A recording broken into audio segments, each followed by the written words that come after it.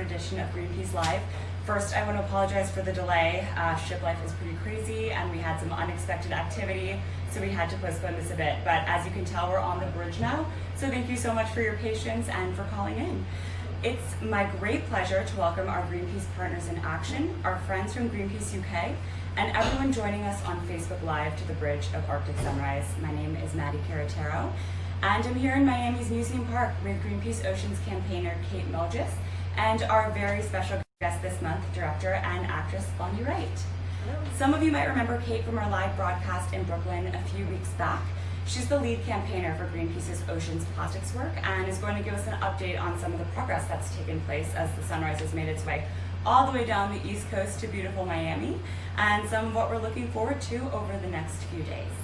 We're also joined by the newest member of our East Coast tour crew, Bonnie Wright.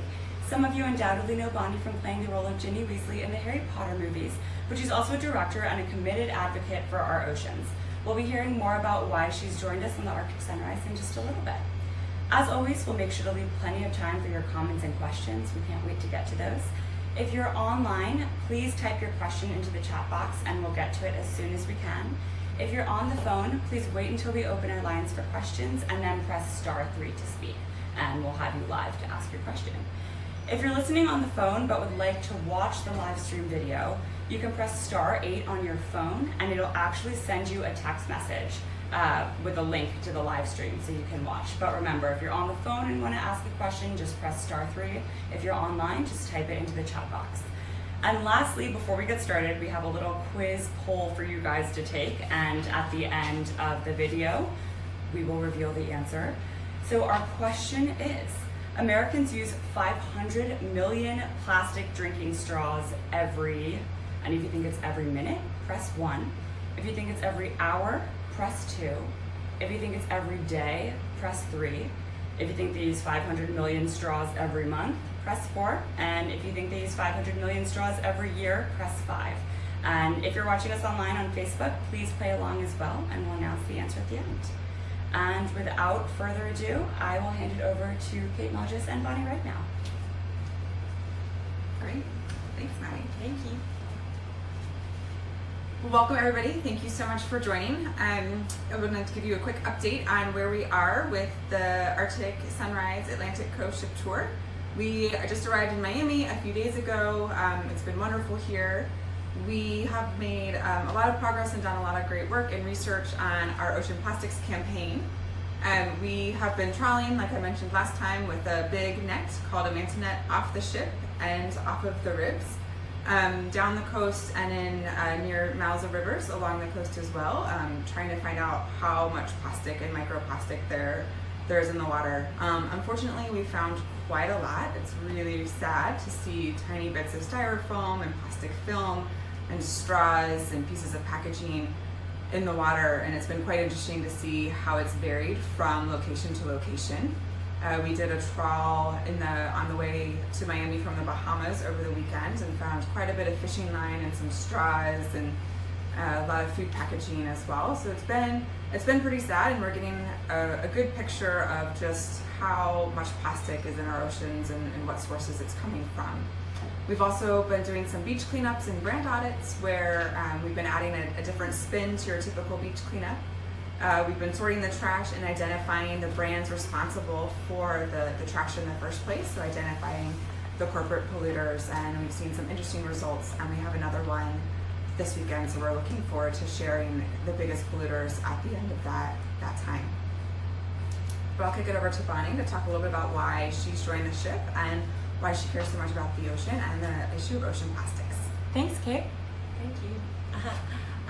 I am Bonnie Wright, and it's a great pleasure to be speaking with you all today from the Arctic Sunrise. Firstly, thank you so much for joining with us live this morning. Just that one step to be here listening to what we have to say means we're all heading in the right direction, so thank you. I came aboard the Arctic Sunrise on Monday, and we're now Thursday. I joined the ship in the Bahamas, and we transited here to Miami. During that journey, we did some, as Kate was saying, some microplastic trawling, which is essentially using what looks like a large net to see what type of small plastics are floating in the ocean that we can't physically see, but they're very much there. And I was really shocked and saddened to find the amount of plastic we found in that just 1 hour of trawling. If you think about that tiny section of ocean that we were looking for plastics in the scale of how much ocean covers our beautiful planet here, it was quite a shock.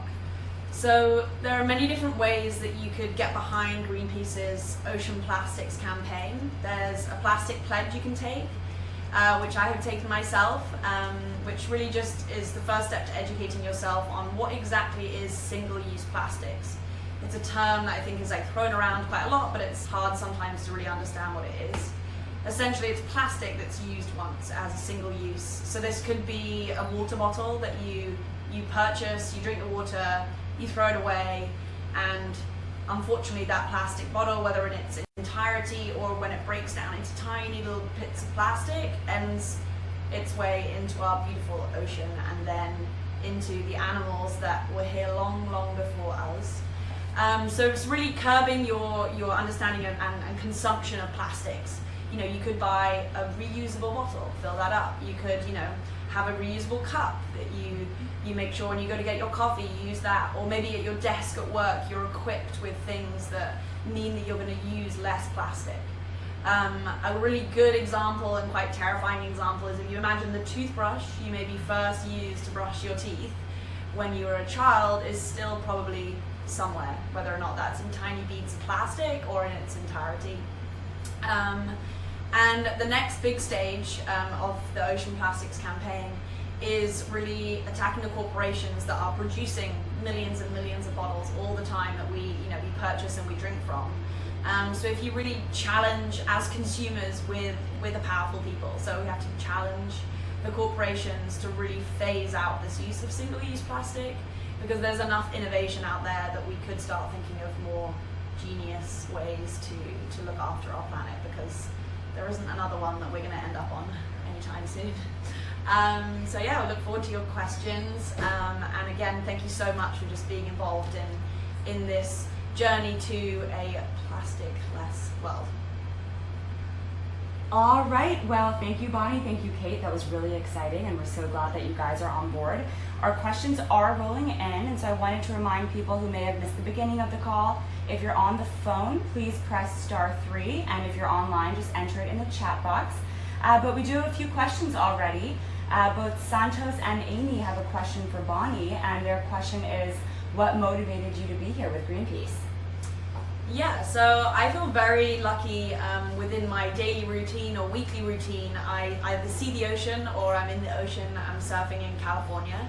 And so just from that first-hand experience, I can see plastic floating by. I can hear about the wildlife that's being affected by the plastic in the ocean. So it was that first-hand experience that made me really suddenly think, this is happening on our doorstep. And then Greenpeace contacted me quite recently, only maybe 2 months ago, about their Ocean Plastics campaign and the ship tour. And I was immediately behind it. I've always been so inspired by all the work that Greenpeace has done. And I think this ship tour has been great because it's enabled the public to see the ship, which is a pretty impressive ship, and also to come aboard. And I think there's nothing more powerful than that first-hand interaction between Greenpeace and the public. So I really hope that if you are in the area as well, you're able to come this weekend and experience a little bit of what I have experienced these last few days on the ship. Awesome. Well, we're going to bring one of our callers live right now to ask a question. Connie from Chattanooga, you are live now, so please ask away. I was wondering, what could Greenpeace do to influence the media to talk more about the environment? You hardly ever hear it. Most people don't know what's going on. Thank you, Connie. So for those of you that didn't hear, Connie wants to know what Greenpeace can do to influence the media to raise awareness about the issue of oceans plastics. That's a great question. We are doing that every day, and we've been doing that with the ship tour, bringing it to different cities along the Atlantic coast, calling attention to ocean plastic pollution and the devastating effects on our oceans. We've been inviting press out, we've been working with local partners and really educating the community and calling attention to this issue. So I think Yeah, we've been doing quite a lot of that, talking about the environment and ocean plastics. Awesome. And Jill from Facebook asks, what should we tell our friends to encourage them to take part if maybe they aren't already involved? That's a great question. Well, like Bonnie said, there's like simple lifestyle choices you can make to start reducing and really taking a look at the plastic that you're using in your everyday life. But it's really up to the corporations. They're the ones that make the products and sell them to us every day and are producing tons and tons of plastic. So it's really putting pressure on them and avoiding those products that are made and packaged in useless, unnecessary single-use plastic packaging until they can provide better options. I also think as a community, I think everyone leads by example. So if you decide to bring your reusable bottle in, or you decide to question where you're buying things from, you can only hope to inspire the people around you. And I think no individual can change the situation, and neither can one individual corporation change the situation. So I think if you just like keep going and inspire one another, I think that's the most important thing you can be doing. Great. We are going to bring another caller live. Stephen, you are now live to ask your question.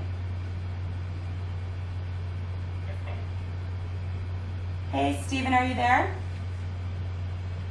Yes, I am. Great. Go ahead and ask Hello. your question. Yes, thank you. I want to know what Greenpeace is, just going forward in terms of future projects, how Greenpeace will be using the top-down and bottom-up methods in order to create a maximum or optimal impact on the environmental issues they're interested in. Thank you, Stephen. So for those that didn't hear, Stephen was asking how we can use a top-down, bottom-up approach to really maximize the impact and raise awareness about these issues. That's a great question, and we are continuing to work with individuals and communities on plastic pollution and single-use plastics in their communities, and also putting pressure on corporations. So we're kind of coming at it from both sides, from the corporate side and from the individual level, because it's going to take everything to solve the plastic crisis. Awesome. Thank you, Kate. A reminder, if anyone else wants to call in on the phone, I know we have a few of you waiting and we'll try and get to you, but just press *3 and we will try to bring you live. And now for some of the questions coming in through the chat and through Facebook Live. From Paula, we have, what would be the alternative for those plastics that are cleaned up from the oceans? What should we do about the plastic wastes? Yeah, I guess alternatives in terms of trying to phase single-use plastics out in corporations would be the return of glass, I'm assuming. Yeah.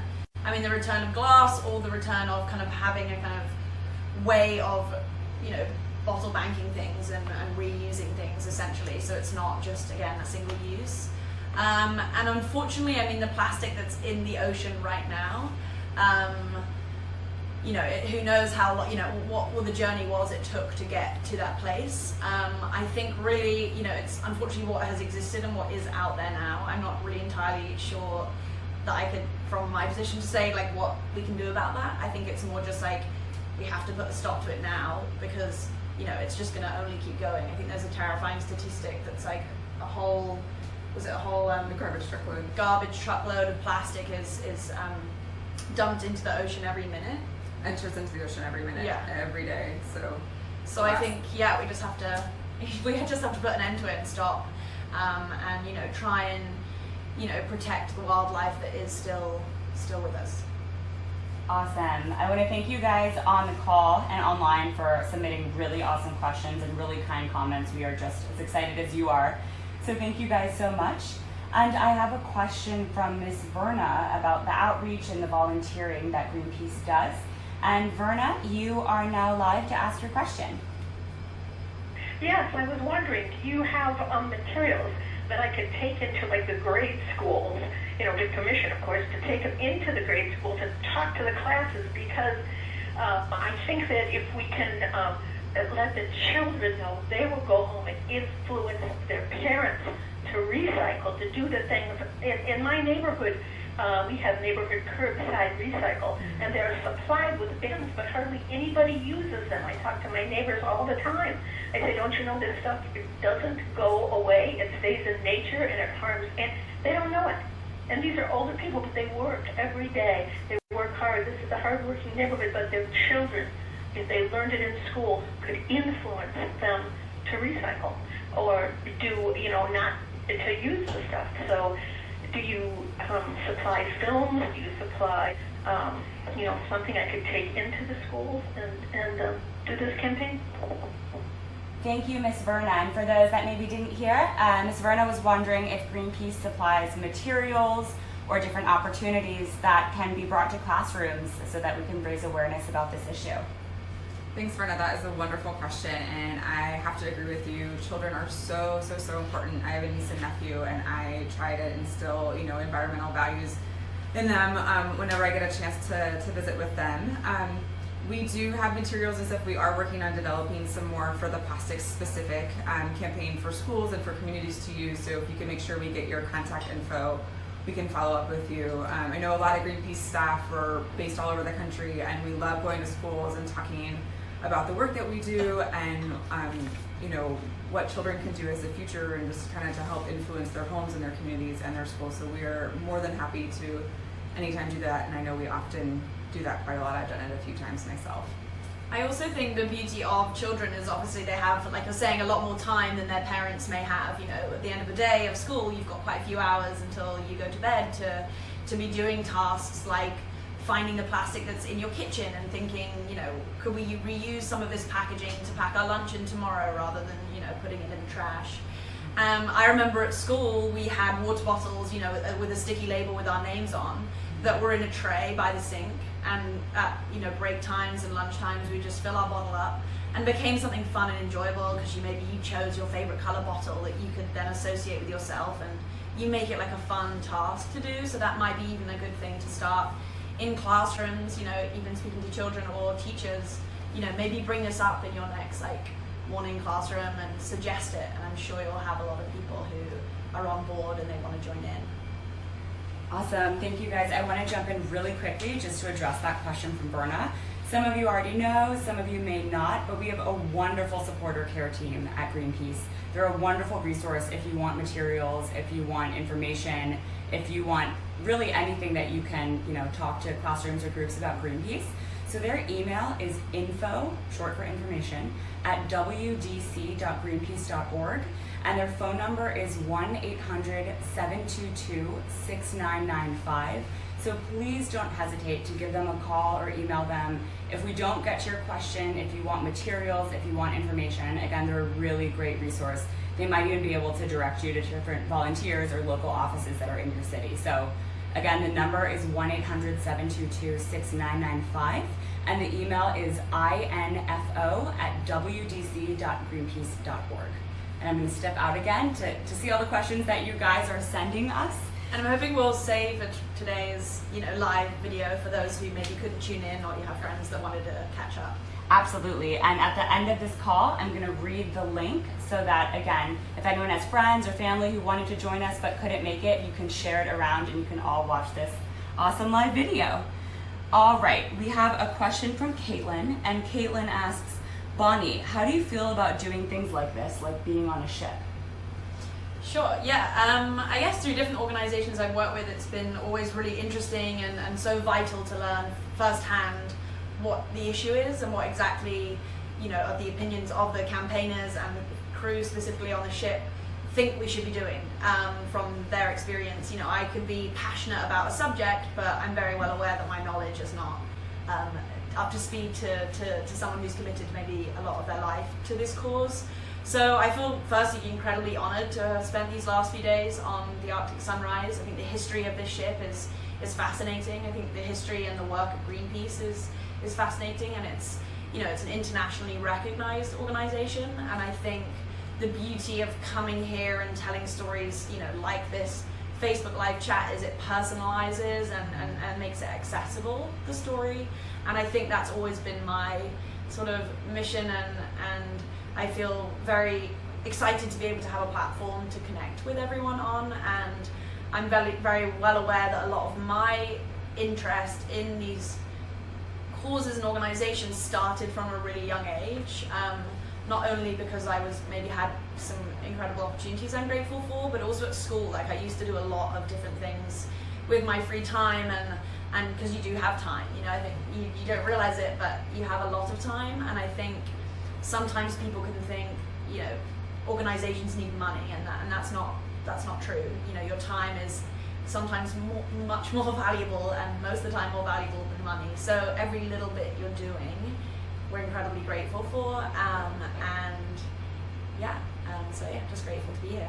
Awesome, thanks Bonnie, we're so happy to have you.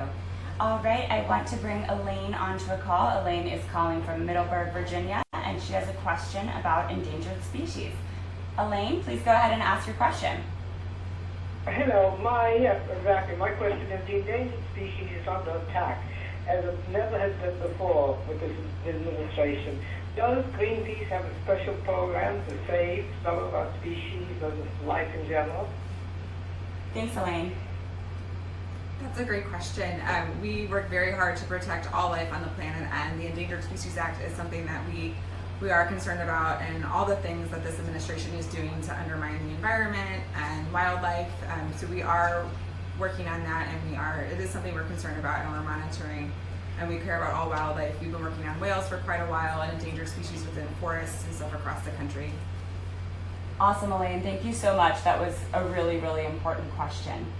All right, I would like to bring Beryl on a call. Beryl is calling from Washington, D.C. and wants to know about the reaction from corporations. Beryl, please ask your question. Oh, hi. I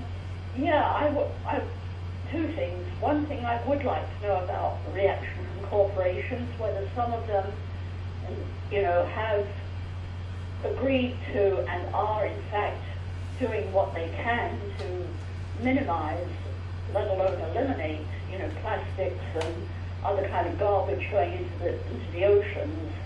So that's one part of my question. The other part is to let you know that I have a cat, and I do use plastic shopping bags to bag up the litter when I change it once a week, and I bag it up and tie it, and then put it in the dumpster. But I don't know whether there's anything else other than, and I can eliminate what I use plastic for to just that one thing rather than going shopping. And so, do you need a bag for that? No, oh, yes, please, because I've got cloth bags that I use to go shopping and run errands, and I can put stuff in anyway. So that's my question. I hope that's clear. If not, ask me. Thank you so much, Beryl. So just to summarize for people that maybe couldn't hear, Beryl wants to know first how companies have responded to the plastic problem and what they've done about it, and also what options are there for plastic? What can we use instead? Those are great questions. Companies, I think they're starting to realize that there is a problem with the big, like Unilever and Procter & Gamble, and Nestle, Coca-Cola, Pepsi, Starbucks, McDonald's, all of those large companies. I think some of them realize there is a problem. They're moving very, very, very slowly. They're not doing it quick enough. There's just so much plastic that's going into the ocean, and they're producing so much of the plastic that's used on a daily basis. They're just not acting fast enough. Some of them have put some policies and measures forward, but they're really just a Band-Aid on a larger problem, but they really need to act a lot quickly. So we've seen tiny bits of progress, but nothing like earth-shattering and wonderful. And to your second question, I also have a cat, so I know the same things you're going through, but I think if you could use paper bags, might be a good alternative, like reuse paper bags from the grocery store, or those compostable, like compost bags, might be a good alternative as well. Yeah, it's, like, interestingly, the other week I thought that I was like using good trash bags, and I worked out they were made of recycled plastic, but they weren't compostable. So like I obviously changed them to compostable ones. And there are so many different things that are made now on the market in both kind of mainstream companies and the smaller, more independent companies. And I think the other week, like, I went to a Ralph's, and like a company that I usually buy, like this specific sponge that I like to use because it's made out of repurposed and reusable fabrics, like that brand wasn't there. But then I saw Wright had now brought out a whole range of products that were filling that void. So you can see that there is a shift of big companies having to start a whole new line of products because the consumer is demanding them, and that's what we need to do. We need to demand them, because if we shift our purchasing to other brands, they're going to lose customers and they want us back. So it's like in our power to like either switch brands to like take purchases away from them, or to, you know, use our voices and demand different alternatives. Awesome, thank you guys. And I want to switch over to the Facebook Live questions that we're getting. Also a quick reminder, again, if you're on the phone, I know we have a few more calls to get through, but if you're on the phone and want to try to ask a question live, just press *3.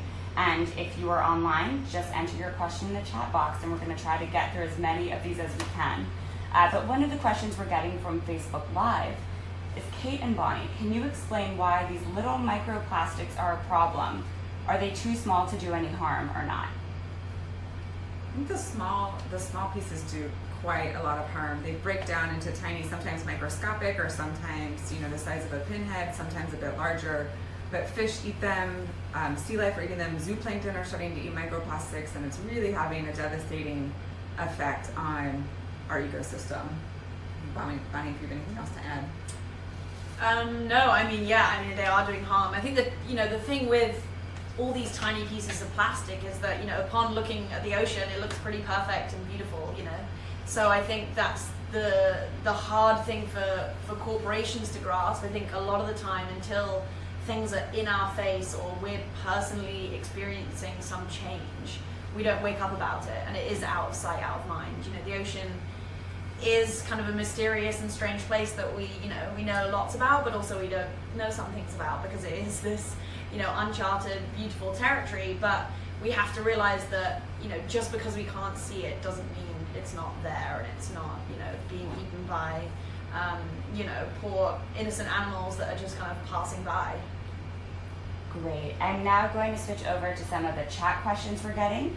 We have a question from Joni, who asks, Kate, the ship tour is drawing to a close for now, but how can people stay involved with the campaign? It's a great question. We have a few more days left here in Miami, and then the ship will be heading to Puerto Rico on Monday to escort a vessel to deliver some sustainable rebuilding supplies to Puerto Rico. You can stay involved by going to our website. There's a lot of information there. You can sign up for a mailing list, sign the plastic pledge like Bonnie was mentioning earlier, and we will keep you in the loop with all of the happenings on our work and our Ocean Plastics campaign. Awesome, thank you, Kate. And before we end the call, I'll review those links and that information again, in case you want to send this to someone who wasn't able to make the call, or if you want to follow up and reach out to our supporter care team, we will absolutely provide that to you. And now we have a question from Jamie for Bonnie. Bonnie, what's been your favorite part of getting to travel on the Greenpeace ship? Yeah, it's been an incredible few days that I've been here on the Arctic Sunrise. Been partaking in some crew activities, whether or not that was like leaving the port in the Bahamas and assisting with the coiling of the ropes after we disembarked, I guess. My terminology, as you can see, is growing. And yeah, different things, whether it's, you know, the chores in the morning, or even just having great, you know, conversations with the crew, whether or not this is their first Greenpeace trip they've been on, or whether or not they've been, you know, with Greenpeace on the ships for, you know, 10 years. It's been just amazing to hear firsthand, you know, the places in the world they've been to, and the other vessels. You know, this is just one of Greenpeace's ships. There's many others that you can also follow that are in different parts of the world right now. And speaking, like I said at the beginning of this call, with the campaigners who really know, you know, the ins and outs of the campaigns, and I just come here to learn, and it's been just amazing to be a sponge and absorb as much as I can so that I can share the story with you. And yeah.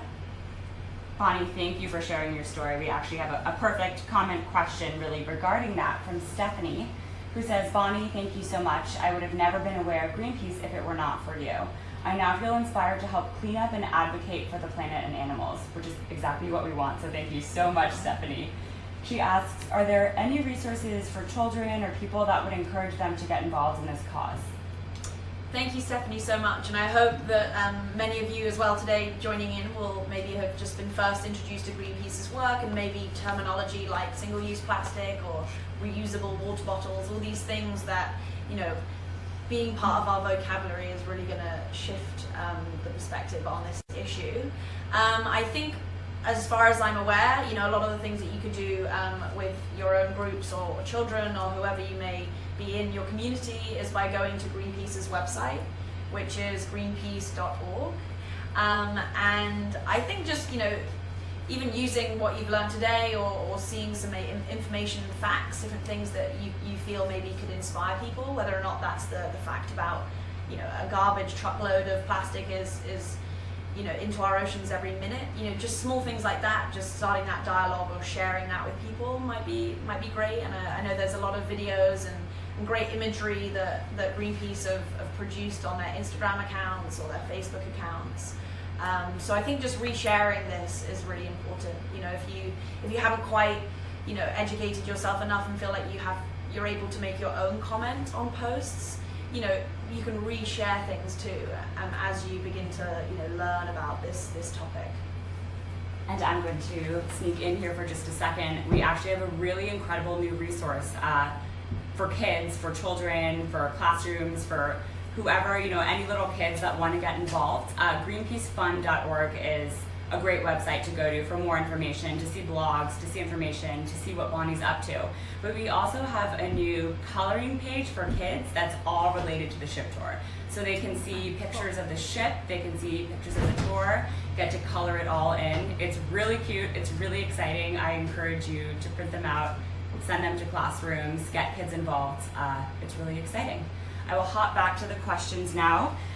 We are running out of time, unfortunately. We have about 10-15 minutes. So again, if you're on the phone and would like to ask a question, just press *3, and I will try to get through the chat questions that we have. But we have a question for Bonnie from George that says, was there something that you learned through the plastic strawing and beach cleanups that you didn't expect or was surprising? Yeah, thank you for your question, George. Yesterday, I think the day before, we did a quick beach cleanup here on South Beach in Miami. And, just in the few moments of stepping onto the beach, we were quite quickly able to identify plastic and pick it up.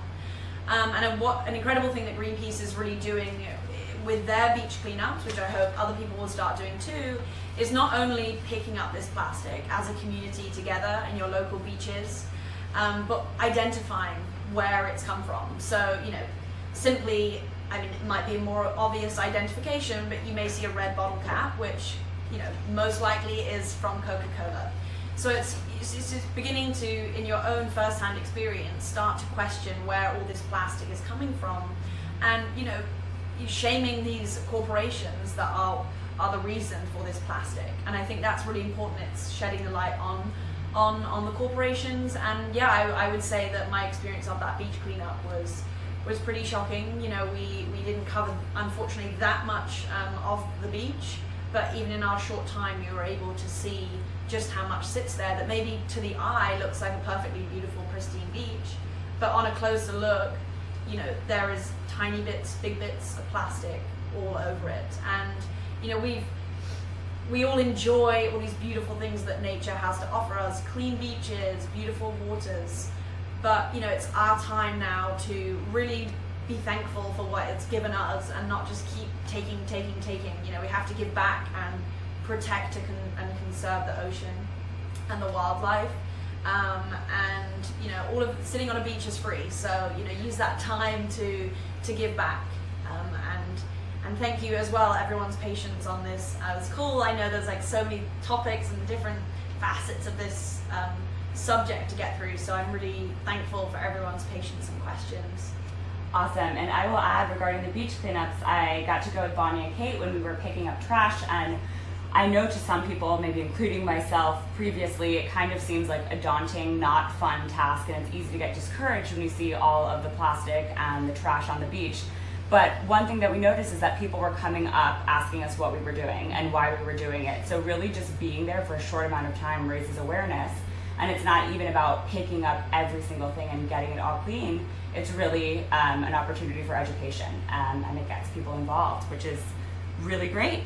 I am going to bring Geraldine on the line. Geraldine is calling from Maryland, and she has a question about a strong campaign for single-use plastic. Please ask your question, Geraldine. Hi. We've been a single-use plastic culture since the 60s. That's 4 or 5 decades. Big plastic is big oil and big profits.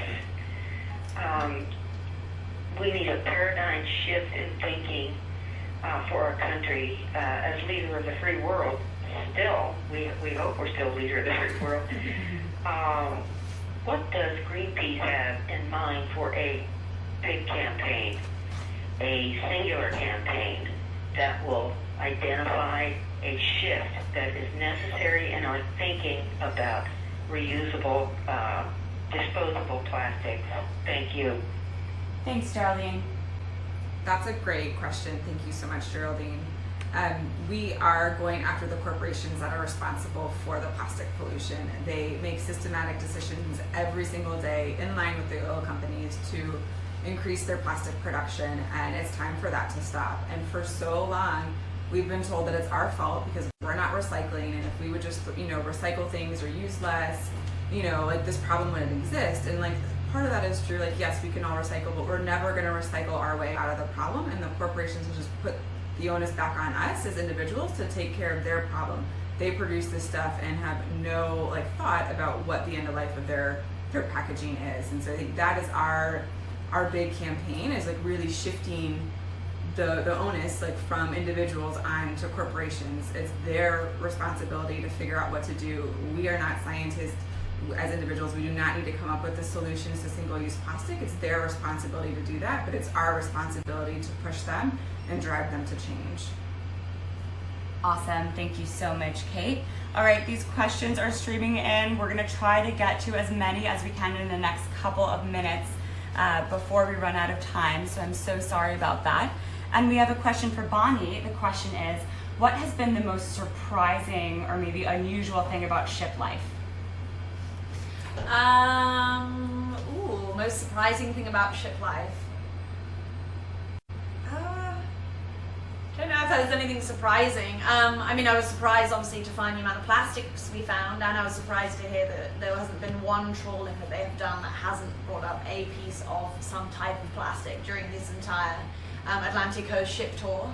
I would say that I've been excited and pleasantly surprised to see how well the crew and campaigners work together. I think they aren't two separate teams. Everyone's here working together, out of the passion that they have behind this, behind the cause. I find it really fascinating always to hear about how people came aboard. Were they in the shipping world before and then they became very passionate about the environment because of what they're experiencing, or did they come from grassroots campaigning and then were inspired to come onto the ship that way? So I think it's really interesting, all the routes and even also where all the countries of the crew and campaigners are from. It's such a mixed, beautiful bunch of people that it's been great to hear their sides of the story. But I wouldn't say there's been any particularly strange or surprising things, which is good. Maybe I'll take my deckhand duties with me, and hopefully they'll have me back. All right, so we have a question from Allie. We're going to try and do one more question after Allie's, and then we'll have to wrap up. But Allie asks, are you guys going to other oceans? What is the plan for the future for the ship? Yeah, after Miami, the ship, like I said, is heading to Puerto Rico on Monday. It's escorting a cargo vessel to deliver sustainable rebuilding supplies. After that, it heads to Uruguay and then down to Antarctica to do some research with submarines to look for corals and different types of sea life to, I believe, make some of the waters near Antarctica a marine protected area. So the ship will be quite busy for the next few months, going into early next year. And the ships are always busy, they're always somewhere, they're always helping to protect our oceans and help spread awareness about our campaigns and the issues we're working on. Awesome, thank you both. So we're gonna jump to the last question. You can take a couple minutes to answer and to think about it. But Mike from Facebook Live asks both of you, what's made the most impression on you throughout the tour for you, Kate, throughout your few days on the ship, Bonnie? What do you think you're really going to be thinking about when you walk away from this and that you'll carry with you into the future?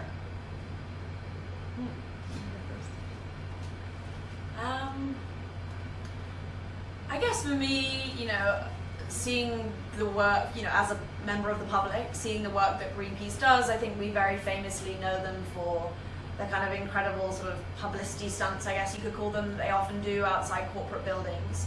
And I'm understanding that this taking on the Ocean Plastics campaign is actually relatively new for Greenpeace. So I think during my time here, I've just been very excited by the fact that with a voice like Greenpeace and with their experience and knowledge in that corporate world, we can start to make some real kind of direct, I guess, attacks, maybe you could say, it's quite a strong word, but maybe attacks at corporations. And I think that's been really fascinating. I think as an individual, I really try and be as, I try to, really be mindful every day of what I'm coming into contact with. Before you know it, you've, touched so many pieces of different materials and plastics, and it takes a little bit more time to maybe plan your day, but it's so vital to do so.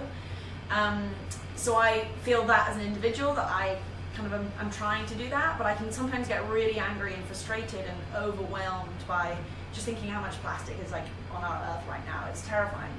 So I think it's been good to come here to sort of to know that frustration is felt by a lot of other people, and to know now going forward the next step beyond our own actions is challenging corporations that are really led by money, and that is not a sustainable way to continue. So I feel inspired and encouraged by this trip, and I really hope everyone tuning in also feels inspired and encouraged, because sometimes looking at the success stories of things that are going on is as important as shocking friends and family with what's going on. I think we need to also be positive and encouraging, and that's what I've learned being here. And to echo what Bonnie said, I've been really inspired and have found a great source of hope from just all the people we've talked to in the open boats down the tour, people that have stopped by, people from the beach cleanups and brand audits. I've talked to hundreds and thousands of people, and people understand the plastics issue, and they get it, I think, in a different way than any other issue that I've worked on. And people really care about it, they're passionate about it, and I feel like we can actually make a huge difference, and we will end single-use plastics, and we will save our oceans from plastic pollution.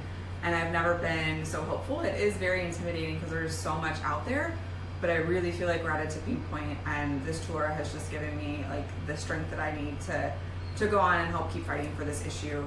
So it's been wonderful. Awesome, thank you guys. Well, I'm sorry to say that me popping up on the screen means that we're out of time and that we have to close out the call.